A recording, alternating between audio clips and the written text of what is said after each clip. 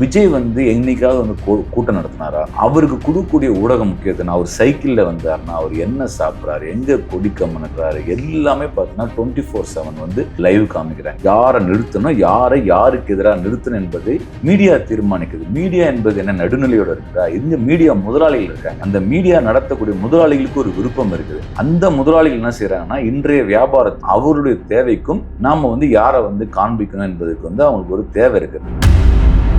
நாங்க என்ன பண்றோம், துண்டறிக்கை எடுத்து போய் கொடுக்குறோம், வசூல் பண்றோம், மழை பெஞ்சிருச்சு பண்றோம், 3 நாளுக்கு சாப்பாடுக்கு என்ன ஏற்பாடோ தட்டி போடுறோம், நோட்டீஸ் வைக்கிறோம். இந்த நோட்டீஸ் எடுத்துமே மக்கள்கிட்ட போய் தெருவா இறங்கி நாங்க இதற்காக போராட்டம் நடத்துறோம், மாநாடு நடத்துறோம் என்று நாங்க பிரச்சாரம் பண்ணோம். விஜய்க்கு எந்த வேலையுமே கிடையாது.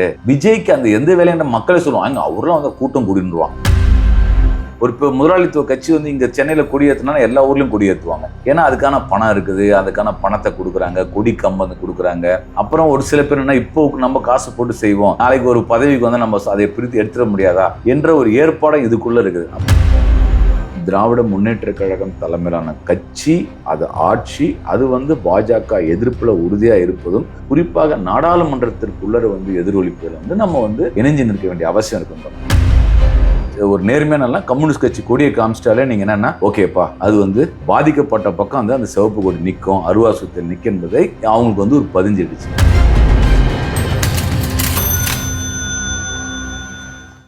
தோழர், அதே மாதிரி இப்போ வந்து நீங்கள் அந்த புக்கில் வந்து நீங்கள் ஒரு கட்டுரை எழுதிருக்கீங்க. அந்த கட்டுரை எதற்காக கண்டிப்பாக கட்டாயமாக நம்ம வாசிக்க வேண்டும்? அந்த கட்டுரையை பற்றி சில சின்னதாக சொல்ல முடியுமா? இல்லை, எனக்கு வந்து அவங்க கொடுத்தாங்க. அதாவது அம்பேத்கர் களம் கண்ட போராட்டங்கள் இந்த தலைப்பில் என்னை கட்டுரை எழுத சொன்னாங்க. எனவே நான் வந்து நம்ம ஒரு அகடமிஷியன்ஸ் கிடையாது. பல்வேறு புத்தகங்களை படித்து அதில் இருக்கக்கூடிய தகவல்களை திரட்டி ஒரு தொகுத்த ஒரு விவரம் தான். அவர் நடத்திய போராட்டங்கள் வந்து சில போராட்டங்களை வந்து காண்பித்து, இந்த போராட்டங்களை எப்படி வந்து அவர் போராட்ட வியூகங்களை எப்படி வடிவமைக்கிறார். ஒரு போராட்டத்துக்கு போகிறதுனா நேரடியாக இல்லை, ஒரு போராட்டம்னா என்ன, ஏன்னா நீங்கள் மக்களை அணிதிரட்டுறீங்க. நீங்கள் என்ன போராட்டம் என்பது தொலைக்காட்சியில் எதுவும் முழக்கம் பண்ணுறாங்க, போலீஸ் தடியல் நடக்குது, இல்லை துப்பாக்கி சூடு, அது மாதிரி கலைஞ்சது. ஆனால் ஒரு போராட்டம், மக்கள் போராட்டம் என்பது என்னன்னா மிக உயரிய ஒரு விஷயம். அது நீங்கள் போராட்டங்களை கொச்சப்படுத்தவே கூடாது. போராட்டங்களை வந்து கவனமாக கையாள வேண்டும். ஏன்னா மக்கள் போராட்டம். அப்போது அம்பேத்கர் அவர்களை வந்து மகத் சத்தியாகிரகம் போராட்டமே அதை பற்றி விரிவாக ஆனந்த் டெல்டும்டே புத்தகம் எழுதியிருக்கார். அவரும் பாபா சாஹேபை பதிவு செய்திருக்கார். ஏராளமான விஷயங்கள் பதிவு செய்யப்பட்டிருக்குது. அதில் வந்து அவர் வந்து முதல் மகத் சத்தியாகிரகத்துக்கு போராட்டத்துக்கு போகும்பொழுது அங்கே வந்து உள்ளூர் ஆதிக்க சாதியினரும் வந்து காவல்துறையினரும் அதை எப்படி எதிர்கொண்டாங்க, அவங்க எப்படி தாக்குதலை தொடுக்க ஆரம்பித்தாங்க. அப்போ இந்த தாக்குதல்கள், இந்த கட்டமைப்பெல்லாம் வந்து எதிர்கொண்டு அம்பேத்கர் நினைக்கிறாங்கன்னா அடுத்து ஒரு போராட்டத்தை அவரு வடிவமைக்கிறார். என்னைக்கு போராட்டம், என்னைக்கு நடக்கணும், எப்படி நடக்கணும்னு சொல்லிட்டு அவரு ஒரு தேதியை ஃபிக்ஸ் பண்றாரு. அந்த தேதிக்காக அவர் பண்ண ப்ரொபகண்டா பாருங்க. ஸோ இந்தியாவில் வந்து ஒரு போராட்டத்தை வந்து எப்படி வடிவமைக்க வேண்டும் என்பதையும் நம்ம அம்பேத்கர் அவரிடம் வந்து கற்றுக்கொள்ள வேண்டிய அவசியம் இருக்கின்றது. நுணுக்கமாக நீங்க வந்து மார்க்ஸ் சொல்றார், ஒரு கருத்து மக்களை பற்றி கொண்டால் பௌதிக சக்தியாக மாறிடும்னு வருது மார்க்ஸ். அதை தான் வந்து என்னன்னா, இவர் வந்து ஒரு அந்த மகத் சத்தியாகிரகத்துக்கான அந்த கருத்தை பத்த வைக்கிறதுக்கான ஒரு வேலை இருக்கு பார்த்தீங்களா, அந்த வெகுஜனத்துக்கான ஒரு கருத்து உருவாகும். அதற்கான அவர் எடுத்துக்கொண்ட முயற்சிகள் ஒரு பெரிய முயற்சிகள்.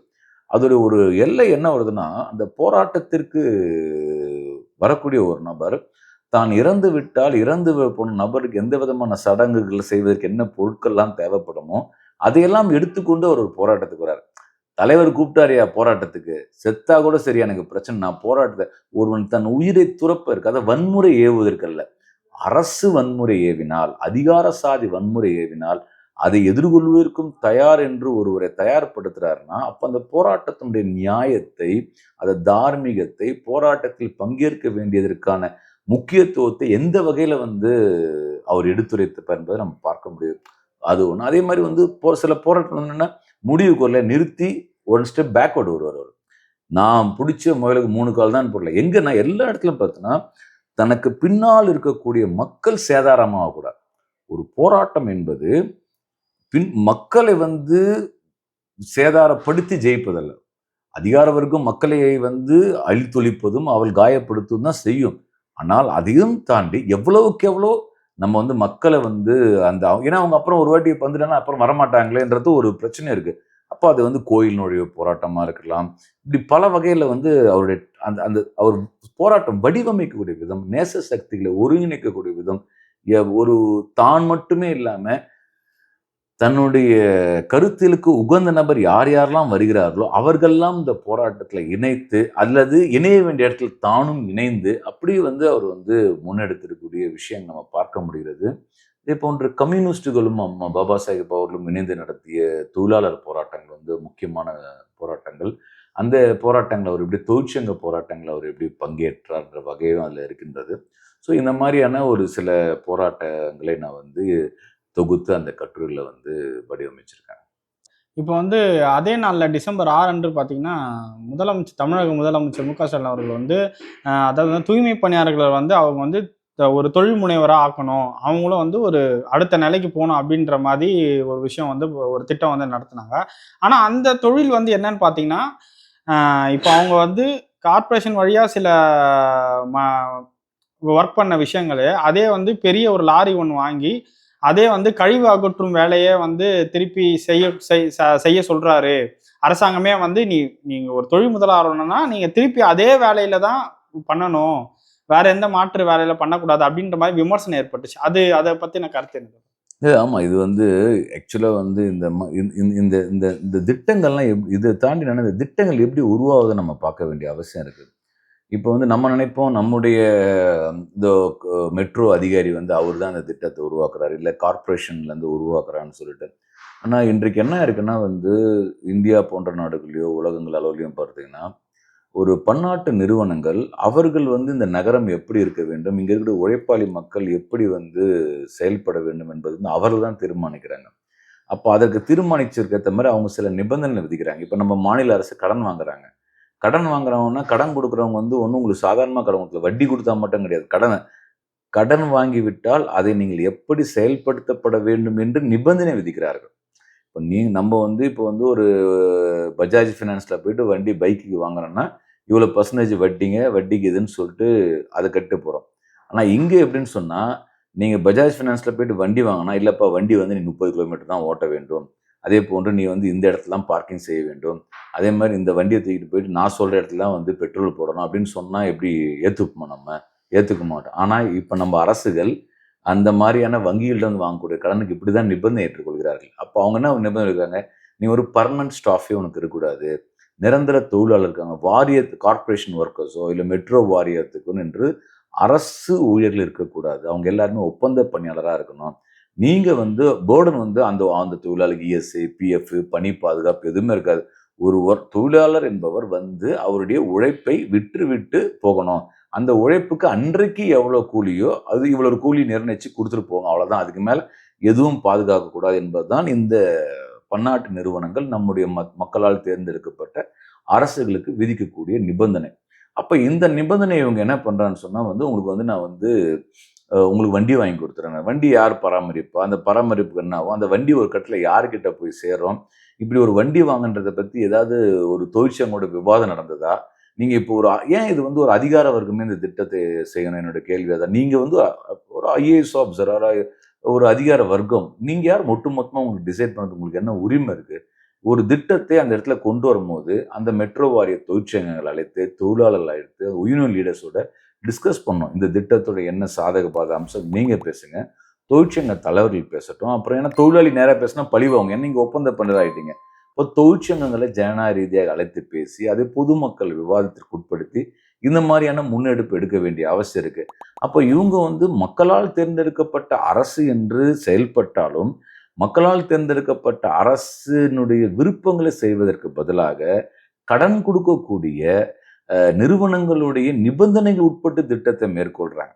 இதுதான் இங்க நம்ம வந்து கூர்மையா விமர்சிக்க வேண்டியிருக்கு. அப்போ இந்த மாரியான அரசு நிர்வாக அமைப்புகள் எடுக்கக்கூடிய திட்டங்களே வந்து என்னன்னா, சரியா? தப்பா? என்பதை தாண்டி, நீ எப்படி முடிவெடுப்ப என்பத நம்ம கேள்வி கேட்கணும். யாரை கேட்டு முடிவு எடுக்கிறார்? ஒண்ணும் நகரத்துல இருக்கிற மக்களோட உரையாடுங்க. இல்ல அது சம்பந்தப்பட்ட தொழிற்சங்க நிர்வாகிகளோட உரையாடுங்க. பொதுமக்களிடம் கருத்து கேளுங்க. அதுக்கப்புறம் வந்து நீங்க முடிவு எடுக்கணும். இது முழுக்க முழுக்க இந்த முடிவே எனக்கு வந்து என்னன்னா ஏற்றுக்கொள்ளத்தக்க விஷயம் கிடையாது. முடிவு எடுக்கக்கூடிய முறையே வந்து ஒரு எதேச்சிக்கார முறையா நான் பார்க்குறேன். தமிழக அரசியல்ல வந்து பார்த்தீங்கன்னா, திமுக கூட்டணி வந்து வலுவா இருக்கு அப்படின்ட்டு வந்து திமுக சார்ந்தோ, கூட்டணி கட்சிகள் சார்ந்தோ வந்து எல்லாரும் சொல்லிட்டு இருக்காங்க. ஆனா, இப்ப மெயினா வந்து பார்த்தீங்கன்னா, அதிமுகவா இருக்கட்டும், இல்ல புதுசா இப்போ வந்த டிவிகேவா இருக்கட்டும், நாம் தமிழர் கட்சியா இருக்கட்டும், திருமாவர்கள வந்து எந்த லெவல்லயும் வந்து விமர்சனமும் பண்றது கிடையாது. அதே மாரி வந்து அவர வந்து அவங்கள அதாவது வந்து அவரு அங்க இருக்கிறது தப்பா இருக்காரு. அவர் வந்து வெறும் வந்து ஒரு 4 சீட்டுக்காகவும், 5 சீட்டுக்காகவும் இருக்காரு.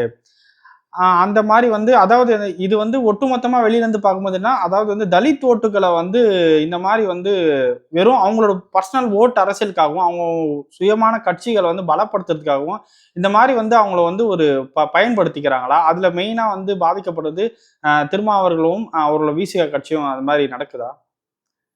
இல்ல விடுதலை சிறுத்தைகள் கட்சிய பொறுத்தவரைக்கும், அதனுடைய தலைவர் நாடாளுமன்ற உறுப்பினர் டாக்டர் திருமாவர்கள் வந்துன்னா, அவரு அவங்க கட்சிக்கான வியூகங்கள உருவாக்குறாரு. அவர் கிட்டத்தட்ட அவர் வெளிப்படையா, எங்களோட கட்சியோட நிலைப்பாடு என்ன?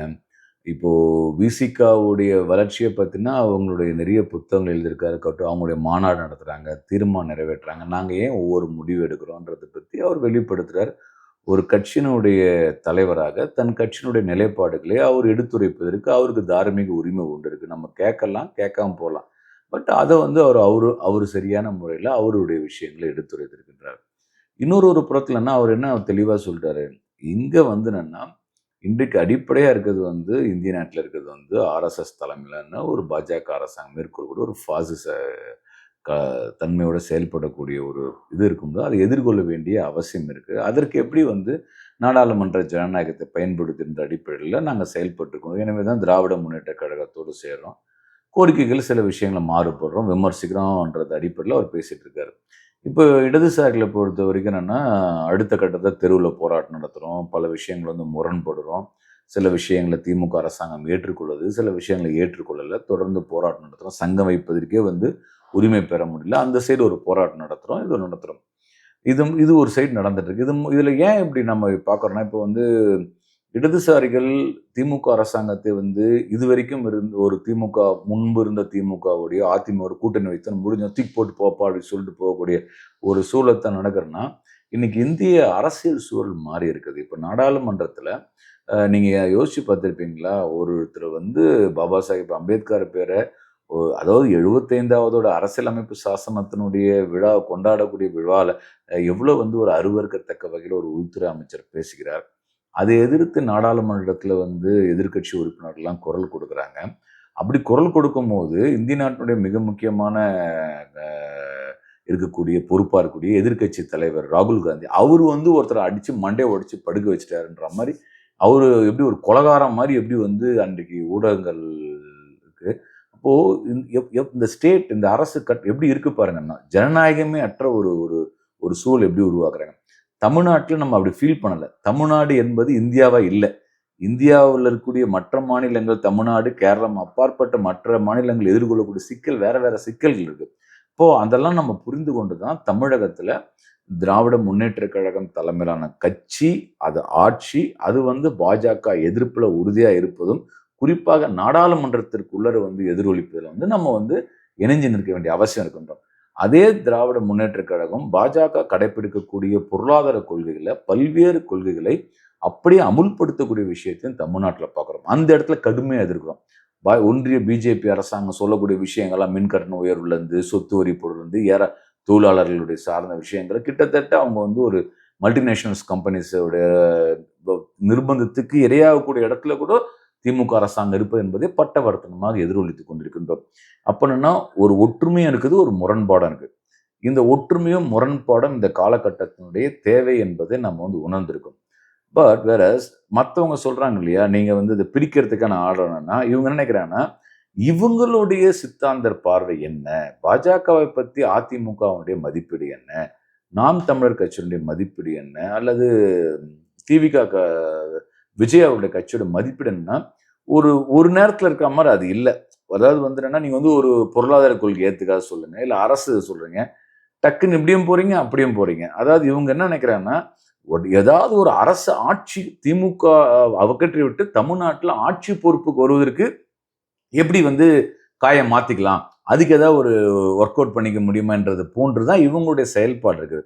அதற்கு வந்து தலித் மக்களுடைய வாக்குகளை எப்படி பயன்படுத்த முடியும், அப்படி வேற எப்படி பண்ணலான்ற மாதிரிலாம் பல வியூகங்கள் வகுக்கக்கூடிய ஒரு சூழல் இருக்கு. இந்த விளையாட்டு வந்து நமக்கு தெரியுது இல்லையா? நீங்க வந்து எதற்காக இந்த கேமை வந்து விளையாடுறீங்கன்னு சொல்லிட்டு. அப்போ பொறுப்புள்ள அரசியல் கட்சிகள் இந்த சமூகத்துல வந்து ஒரு மதச்சார்பு இருக்கணும். ஒரு மக்கள் ஒற்றுமை பேணுவது தான் ரொம்ப ரொம்ப மிக முக்கியமான காலகட்டம் என்பதனால தான் நம்ம வந்து நின்று நிதானமாக விஷயங்களை பார்க்குறோம். முதல்வர் வந்து ஒரு வலுவான அறிக்கைகளை வெளியிடுறாரு. அந்த அவருடைய செயல்பாட நம்ம பார்க்குறோம். அப்போ இன்னைக்கு வந்து திமுக வந்து ஒரு சரியான அந்த வகையில இருப்பதனால, இந்த இடத்துல வந்து நம்ம வந்து ஆதரிப்பதும், இந்த அரசு இருப்பதும், தொடர்வதும் அவசியம் நினைக்கிறோம். ஆனா கம்யூனிஸ்ட் பார்ட்டியில வந்து இன்னைக்கு வந்து இளைஞர்கள் மத்தியில பெருமளவு வந்து போய் சேரலையா? இப்போ விஜய் அவர்கள் வந்து டிவிகே வந்து ஆரம்பிச்சாரு. அதுல வந்து இளைஞர்கள் வந்து ஒரு ரசிகர்களா கூட்டம் வந்து கூடுது. ஆனாலும் கம்யூனிஸ்ட் பார்ட்டி வந்து இன்னும் மக்களிடையே ஆனா போராட்டங்களும் சரி, மக்களுக்காக நிக்கிறதுல வந்து கம்யூனிஸ்ட் பார்ட்டி வந்து என்னைக்கும் தவறுனது கிடையாது. ஆனா மக்கள் ஏன் இன்னும் வந்து கம்யூனிஸ்ட் பார்ட்டி கிட்ட இது எங்களுக்கான ஒரு கட்சி அப்படின்ட்டு நினைக்கக்கூடியது, அதுவும் இளைஞர்கள் மத்தியில ஏன் அது இன்னும் சேரலன்னு நினைக்கிறீங்களா? இல்ல அதுக்கான வேலைகள் வந்து எந்த அளவுக்கு நடந்துட்டு இருக்கு? இல்ல இது வந்து என்னன்னா, ஏன் இப்படிப்பட்ட ஒரு சித்தாந்தமுடைய கட்சி வந்து ஏன் உங்களால இன்னும் வளர முடியல என்ற ஒரு எதிர்பார்ப்புலருந்து நீங்க அந்த கேள்விய முன்வைக்கிறத நான் பார்க்குறேன். இதுல 2ஆ பார்க்கணும். ஒரு விஷயம் பார்த்தீங்கன்னா, இன்றைக்கு வந்து எந்த ஒரு தமிழ் திரைப்படமுமே ஒரு நேர்மையான ஒருத்தவங்க காப்பணும்னா, ஒரு சிவப்பு துண்ட போடணும். ஒரு கம்யூனிஸ்ட் கட்சி கொடிய காமிக்கணும். நீங்க ஒரு ஃப்ரேம்ல வந்து ஒரு கம்யூனிஸ்ட் ஒரு நேர்மையான கம்யூனிஸ்ட் கட்சி கொடிய காமிச்சிட்டாலே நீங்க என்னன்னா, ஓகேப்பா. அது வந்து பாதிக்கப்பட்ட மக்களுக்காக பக்கம் போராடக்கூடிய நிப்போம்ப்பா. பாதிக்கப்பட்ட பக்கம் வந்து அந்த சிவப்பு கொடி நிக்கும். அருவா சுத்தல் நிக்கும் என்பதை எந்த வயது குழந்தையா இருந்தாலும் அவங்களுக்கு வந்து ஒரு பதிஞ்சிடுச்சு. அப்படி என்ன படியுதுன்னா, இது ஒரு டக்குனு ஒரு சினிமா காமிக்கிற இமேஜ்னால மட்டும் பதியல. அவர்கள் பொறந்து வளர்ந்தபோது தெருவுலயும், ரோட்லயும் பார்த்துக் கொண்டே இருக்கிறார்கள். அநீதி நடக்கும்போது அந்த கொடி வந்து நிக்குது. அப்போ அந்த இமேஜ வந்து அவன் விஷுவலா காமிக்கும்போது கனெக்ட் ஆயி, அவனோ அவளோ வந்து ஆமா இது நமக்கான அப்படின்றாங்க. பட் வேறஸ் அரசியலா பார்த்தீங்கன்னா, ஒரு தேர்தல் அரசியல்ல இடதுசாரிகளால பெரிய அளவு வெற்றிய வந்து கொடுக்க முடியல. வெகுஜன அளவுல போக முடியல. இயங்கிக் கொண்டே இருக்கக்கூடிய ஒரு கட்சியால ஏன் போக முடியலன்னா, முக்கியமான விஷயம் விஜய் வந்து என்னைக்காவது வந்து கூட்டம் நடத்தினாரா?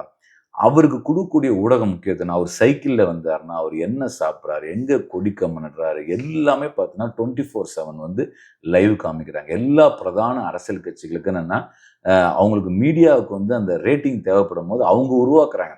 இது வந்து மீடியா டெஸ்க் உருவாக்கக்கூடிய இடம். இது குக் பண்றாங்க நியூஸ. யார நிறுத்தணும்? யாருக்கு எதிரா நிறுத்தணும் என்பதை மீடியா தீர்மானிக்குது. மீடியா என்பது என்ன நடுநிலையோட இருக்குதா? எங்க மீடியா முதலாளிகள் இருக்காங்க. அந்த மீடியா நடத்தக்கூடிய முதலாளிகளுக்கு ஒரு விருப்பம் இருக்குது. அந்த முதலாளிகள் என்ன செய்றாங்கன்னா, இன்றைய வியாபாரத்துக்கும், அவருடைய தேவைக்கும் நாம வந்து யார வந்து காண்பிக்கணும் என்பதற்கு வந்து அவங்களுக்கு ஒரு தேவை இருக்கு. இப்ப அதே மாரி யாருக்கும் சண்டை வரணும் என்பத அவங்க டிசைட் பண்றாங்க. சண்டை வரணும்னா யார கூப்பிட்டு வச்சு எப்படி பேசி சண்டைய உருவாக்கணும்ன்றதையும் தெளிவா முடிவெடுத்து, இதற்கான பிஹைண்ட் த சீன்ல டெஸ்க் ஒர்க் பண்ணிட்டு தான் அவங்க வராங்க. ஒரு பார்வையாளனுக்கு அத கடத்துறாங்க. அத வந்து என்னன்னா த்ரில்லிங்கா, படபடப்பா அந்த மியூசிக்க பாருங்க. ஒரு நியூஸ்ல ஏன்பா உனக்கு அந்த மியூசிக் சோகனா போடு, வைன்னு இழுத்துட்டு வயலனா போடு. நியூஸ வந்து என்னன்னா விஷுவலா ஒரு மைண்ட்ல பதிய வைப்பதற்கு எப்படி 30 மினிட்ஸ்ல எப்படி குடுக்கணும்? 60 செகண்ட்ஸ்ல எப்படி குடுக்குறது? 3 நிமிஷம் நியூஸ் எப்படி? 5 நிமிஷம் எப்படி? 30 மினிட்ஸ் டிபேட் எப்படி? இது எல்லாமே வந்து மீடியா முதலாளிகள் வந்து என்னன்னா, அவர்கள் வந்து அவர்கள் எழுதின திரைக்கதையின் அடிப்படையில் தான் இந்த வேலைகள் அத்தனையும் நடந்திருக்கு. இப்போ விஜய்க்கு இப்ப எங்க மாநாடு நடக்குது விழுப்புரத்துல. நாங்க என்ன பண்றோம்? துண்டறிக்கை எடுத்து போய் குடுக்குறோம், வசூல் பண்றோம், மழை பெஞ்சிருச்சு, வசூல் ஆகல, திருப்பி வசூல் பண்றோம். 3 நாளுக்கு சாப்பாடுக்கு என்ன ஏற்பாடோ தட்டி போடுறோம், நோட்டீஸ் வைக்கிறோம். இந்த நோட்டீஸ் எடுத்துன்னு மக்கள்ட்ட போய் தெரு தெருவா இறங்கி, நாங்க இதற்காக போராட்டம் நடத்துறோம், மாநாடு நடத்துறோம் என்று நாங்க பிரச்சாரம் பண்ணோம். விஜய்க்கு எந்த வேலையுமே கிடையாது. விஜய்க்கு அந்த எந்த வேலையும் மக்களே சொல்லுவாங்க. அவர்லாம் வந்து கூட்டம் கூடிருவான். அதாவது விஜய்க்கு என்ன தேவையோ அதையே மக்கள பேசுவாங்க. இதுனா பொது புத்திய கட்டமைக்கிறது. அதாவது என்னன்னா, உங்களுக்கும் எனக்கும் என்னன்னா, நான் என்ன சிந்திக்கிறேன் என்பதை ஒரு கருத்தியல் கட்டமைப்பை இன்றைக்கு வந்து ஆளும் வர்க்கம் அதனுடைய ஊடக பலத்தின் மூலியமாக உருவாக்கி கொண்டிருக்கிறது. அப்போ ஆளும் வர்க்கம் வந்து என்னன்னா, கம்யூனிஸ்ட்ல கண்டு நடுங்கிக் கொண்டிருக்கிறது. அப்போ கம்யூனிஸ்ட் கொடியை காண்பிப்பதும், கம்யூனிஸ்ட் தோழரை காண்பிப்பதும், கம்யூனிஸ்டுகளின் போராட்டத்தை வந்து காண்பிப்பதும், இவர்கள் நல்லவர்கள் என்று சொல்லுவது என்ன, அவர்களுக்கு வந்து என்னன்னா, அது வந்து அவர்களுடைய இருப்புக்கே வந்து பிரச்சனையை உருவாடினாங்கன்னா, அவங்க வந்து இந்த செய்திகள்லாம் வந்து போயிடுறாங்க. அதே நேரத்துல ஒரு செய்தியும் தேவைப்படுகிறது. ஒரு 10 செய்தியில இந்த செய்தியும் வந்து அவங்களுக்கு தேவைப்படக்கூடிய விஷயம்னால காமிக்கிறாங்க. இதனால வந்து என்னன்னா உங்களுக்கு வந்து ஒரு விஜய்க்கு கிடைக்கிற ஒரு ஒரு இது வந்து கிடையாது. நீங்க இங்க அவர் ஒரு கொடிய ஒரு ஒரு ஒரு முதலாளித்துவ கட்சி வந்து இங்க சென்னையில கொடியேத்துனா எல்லா ஊர்லயும் கொடியேத்துவாங்க. ஏன்னா அதுக்கான பணம் இருக்குது. அதுக்கான பணத்த குடுக்குறாங்க. கொடி கம்பம் குடுக்குறாங்க. அப்புறம் ஒரு சில பேர் என்ன இப்போ நம்ம காசு போட்டு செய்வோம். நாளைக்கு ஒரு பதவிக்கு வந்தா நம்ம அதை பிரித்து எடுத்துற முடியாதா? என்ற ஒரு ஏற்பாடும் இதுக்குள்ள இருக்குது. அப்புறம் நீங்க ஒரு போலீஸ் ஸ்டேஷன் போனா கட்ட பஞ்சாயத்து பண்ணா, நான் இந்த கட்சிக்காரன்னு சொல்லிட்டு ஒரு சாதாரண ஒரு போலீஸ் பஞ்சாயத்து போறாங்க. ஒரு ஒரு அங்க வர இந்தாங்க ரூ. 5000 வச்சுக்கணுன்னுவான். 5000 வந்து அவர் வாங்கிட்டு போயிடுவார். அப்போ வந்து அவர் வரத்துக்கு 5000 போகுது.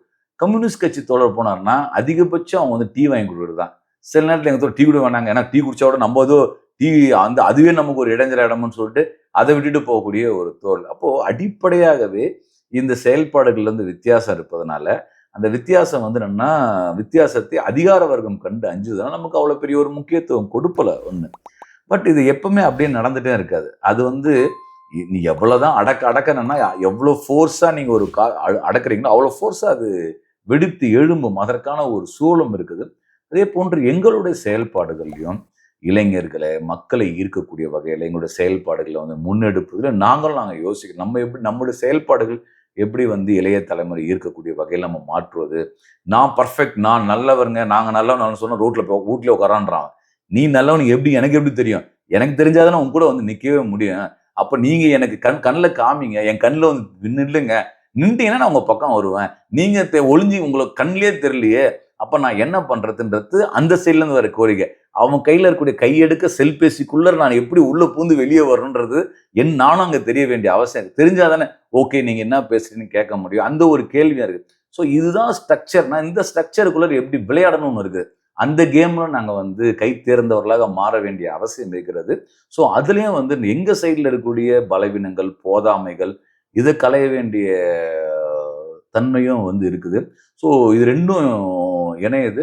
பார்ப்போம். கட்டாயம் வந்து என்னன்னா வந்து காலமும் சூழலும் வந்து செங்கொடியினுடைய மகத்துவத்தை, அந்த செங்கொடியின் பின்னால் அனைத்து சமூகத்தை சார்ந்த ஒடுக்கப்பட்ட மக்களும், அவருடைய நல்வாழ்வுக்காக இயங்கக்கூடியவர்களும் இணையக்கூடிய ஒரு காலம் வந்து வெகு தொலைவில் இல்லை என்பதுதான் நான் உறுதியா நம்புறேன் விஷயங்கள். அது மாநாடு தான் எங்களுக்கு வந்து ஒரு கிட்டத்தட்ட ஒரு உச்சபட்ச அதிகாரம் உடைய ஒரு அமைப்பு. எங்களுக்கு நபர் இல்ல. கான்ஃபரன்ஸ் தான் அது. இப்போ தமிழ்நாடு மாநில மாநாடு வந்து ஜனவரி மாதம் வந்து 3, 4, 5 தேதிகள்ல விழுப்புரம் மாவட்டத்தில் நடக்க இருக்கிறது. இந்த மாநாட்டில நாங்க வந்து கடந்த 3 ஆண்டுகளாக தமிழ்நாட்டில மேற்கொண்டு வந்த அரசியல் நடைமுறைகள், செயல்பாடுகள் எந்த அளவுல வந்து எங்களுக்கு உதவியா இருந்திருக்கிறது. எங்களுக்கு உதவி என்பது என்னன்னா, உழைக்கும் வர்க்கத்துக்கு வந்து எந்த அளவு அது வந்து செயல்பட்டிருக்கு. நம்ம இன்னும் எப்படி போக வேண்டும்? இதையெல்லாம் போனா இன்னைக்கு கூட சர்வதேச, தேசிய அரசியல் சூழலுக்கு மத்தியில நாம் தமிழகத்தில் எத்தகைய நிலைப்பாடுகளை மேற்கொள்ள வேண்டும் என்பது குறித்து விவாதிக்க இருக்கின்றோம். இந்த மகாநாட்டில வந்து பார்த்தீங்கன்னா, தமிழ்நாடு முழுக்க அந்தந்த மாவட்ட மாநாடுகள்ல தேர்ந்தெடுக்கப்பட்ட பிரதிநிதிகள் மாநாட்டில பங்கெடுப்பாங்க. அதில வந்து அறிக்கையை முன்வைப்பாங்க. அத குறித்து விவாதித்து, அந்த விவாதம் நடைபெற்று, அதுக்கு பிறகு அந்த மாநாட்டு இறுதியில ஒரு அரசியல் தீர்மானம் நாங்க அடுத்து என்ன போறோம்ன்றத முடிவு எடுப்போம். இது தமிழ்நாடு அளவுல. அகில இந்திய அளவுல பார்த்தீங்கன்னா, அதே மாரி எல்லா மாநில மாநாடும் முடிந்த பிறகு அது ஒரு கட்சி காங்கிரஸ் சொல்லுவோம் நம்ம. அது வந்து என்னன்னா, ஏப்ரல் மாதம் இந்த வாட்டி என்னன்னா தமிழ்நாட்டில தான் நடக்குது. இந்த முறை வந்து தமிழ்நாட்டில மதுரையில நடக்குது. ஏப்ரல் 1 வீக்ல. இதுல வந்து நாடு முழுக்க இருக்கக்கூடிய மாநிலத்திலிருந்து வந்து பிரதிநிதிகள் பங்கேற்பாங்க. அப்போ என்னன்னா, இப்போ இருக்கக்கூடிய சர்வதேச அரசியல் சூழல்ல இந்திய அரசினுடைய செயல்பாடு, இந்த அதிகார வர்க்கத்தினுடைய செயல்பாடு, இதையெல்லாம் வந்து ஆய்வுக்கு உட்படுத்துவோம் நாங்க. அப்போ அந்த உட்படுத்த அடிப்படையில நாங்க அடுத்த கட்ட ஒரு பொலிட்டிக்கல் ரெசல்யூஷன் என்ன முடிவெடுப்போம். ஏன்னா நாங்க வந்து அரசியல் தீர்மானமே நிறைவேற்றுவோம் அதுல. அந்த எந்த கட்சியிலும் அது கிடையாது. 2 தீர்மானம் நாங்க நிறைவேற்றுவோம். ஒவ்வொரு அகில இந்திய மாநாட்டில. ஒண்ணு வந்து அரசியல் தீர்மானம். அப்புறம் வந்து போலார் ரிப்போர்ட்னு நம்ம நடைபெற்ற வேலைகள் குறித்து அதிலிருந்து வரக்கூடிய முடிவுகள், அமைப்பு சார்ந்த விஷயங்கள்லாம் அதுல இருக்கும். இந்த தீர்மானம் நாங்க பண்ணுவோம்னா, மாநாடுக்கு முன்பாகவே 1 மாதத்துக்கு முன்பாகவே அந்த எங்களுடைய கட்சியினுடைய மத்திய குழு இறுதி செய்யக்கூடிய அந்த அறிக்கையை எல்லா மாநிலங்களுக்கும் குடுத்துருவாங்க. கிட்டத்தட்ட அது ஓப்பன் சோர்ஸாவும் இருக்கும். கிட்டத்தட்ட அவங்க பார்ட்டியோட வெப்சைட்லயும் இருக்கும் அது. அந்த நிலைப்பாடுகளை மக்கள் கூட விமர்சனத்துக்கு உட்படுத்துவாங்க. சில அறிவுஜீவிகள் கூட சிபிஎம் ஓட நிலைப்பாடு சில பேர் பாராட்டுவாங்க. அது பலதரம் நடக்கும். இந்த தீர்மானங்கள்ல வந்து எந்த அடிப்படையில நம்ம முடிவெடுக்கணும் என்பதை ஒவ்வொரு கட்சி உறுப்பினருக்கும் கருத்து இருக்கு. என்னோட கருத்து எதுன்னு சொல்லிட்டு அந்த ஃபார்மேட் இருக்கும். அதுல எழுதி அனுப்புன உடனே, இந்தியா முழுக்க வரக்கூடிய அந்த கருத்துக்கள்லாம் தொகுத்து, அதுல அந்த கட்சியினுடைய அகில இந்திய மாநாட்டில பங்கேற்ற பிரதிநிதிகள் வந்து ஒவ்வொரு தீர்மானத்துக்கு கை உயர்த்தி, இது ஏற்றுக்கொள்வோம், ஏற்க மாட்டோம். அது காரணம் என்னன்னு சொல்லி, அதுபடி ஒரு அரசியல் தீர்மானம் நிறைவேற்றுவாங்க. இது மார்க்சிஸ்ட் கம்யூனிஸ்ட் கட்சியினுடைய மாநாடுகள் எடுக்கக்கூடிய முடிவுகள் என்பது, இந்திய நாட்டினுடைய உழைக்கும் வர்க்கம் வந்து அதனுடைய விருப்பங்களை எப்படி வந்து வெளிப்படுத்தக்கூடிய வகையில் இருக்கும் என்பது கூடிய வகையில் தான் அது வடிவமைக்கப்படும். ஸோ பார்ட்டி மாநாடுகள் தீர்மானிக்கும். உங்களோட கருத்துக்கும் உங்கள் நேரத்துக்கும் நன்றி தோழர். வணக்கம்.